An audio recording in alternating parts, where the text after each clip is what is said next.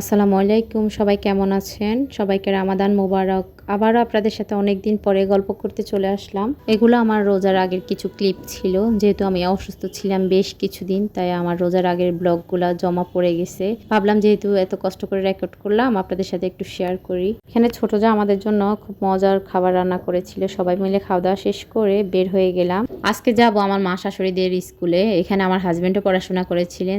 আমার মারা ৬ বোনের সবার বড় ছিলেন আমার শাশুড়ি মা। ১৯৬০ সালে আমার শাশুড়ি মা স্কুলে পড়াশোনা শুরু করেন। ৭ ভাই বোনের মধ্যে আমার মা সবার ছোট। আমার মা ১৯৮৩ সালে স্কুলে পড়াশোনা শুরু করেন। আগেরকার দিনের মেয়েদেরকে তো খুব একটা পড়াশোনা করতে দেওয়া হতো না। যাই পড়াশোনা করতেন তারা নিজেদের উদ্যোগেই পড়াশোনা করতেন।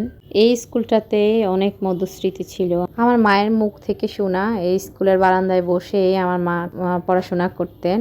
যখন বাসায় কেউ ছিল না ওনাকে গাইড করার মতো, স্কুলে আসার পর ওনার টিচার ওনাকে খুব সুন্দর করে বলে দিতেন। তাছাড়া তিনি খেলাধুলায় খুব অ্যাক্টিভ ছিলেন। স্কুলের পুরো ক্লিপটা আসলে আমার রেকর্ড করা হয় নাই, ছোট্ট পুরীর যন্ত্রণা তাড়াতাড়ি বের হয়ে আসছিলাম। এরকম মায়েদের অনেক মধুস্মৃতি থাকে, প্রতিটা মায়ের আলাদা আলাদা গল্প থাকে। এর মধ্যে তো দেখলেনি ছোট পুরীর দুষ্টুমি কাহাকে বলে। আমরা চলেও আসলাম। বাসা আসার পরে শুনলাম আমার মামাতো ভাইয়ের বউ আমাদেরকে সন্ধ্যার নাস্তার জন্য সবাইকে যেতে বলেছিল। ওর বাসা আসলে আমার শাশুড়ি মায়ের বাসার একদম পাশেই। আমার নানার বাড়ি শ্বশুর বাড়ি সব কাছাকাছি। আমাদের বাচ্চা কাচ্চা নিয়ে আমরা যাইরা সবাই চলে আসলাম ওর বাসায় সন্ধ্যার নাস্তা করতে। এই যে আরেক পরি, সে খুব মজা করে আচার খাচ্ছে আর আমার ছোট্ট পরীকে তার বিবি চা খাইয়ে দিচ্ছে। এই তো মামাতো ভাইয়ের বউয়ের হাতের মজার নাস্তা সেরে আমরা সন্ধ্যার সময় বের হয়ে গেলাম। পরের দিন আমার ছোট যা ওদের জন্য খুব মজা করে বিরিয়ানি করেছিল। সবাই পার্টি করবে ছাদে একসাথে বসে শাওয়ার নিয়ে, বাচ্চারা সবাই বসে খেয়েছিল। যাই হোক, ওরা এখানে ছাদে খাওয়া দাওয়া করছে। আমি চলে এসেছি, এসে বাকি কাজগুলো সব সামলিয়ে নিয়েছিলাম। বাড়িতে তো আর খুব একটা কাজ করতে হয় না। তো আজকে পর্যন্তই। সবাই ভালো থাকবেন, আমাদের জন্য দোয়া করবেন। আল্লাহ হাফেজ, আসসালামু আলাইকুম।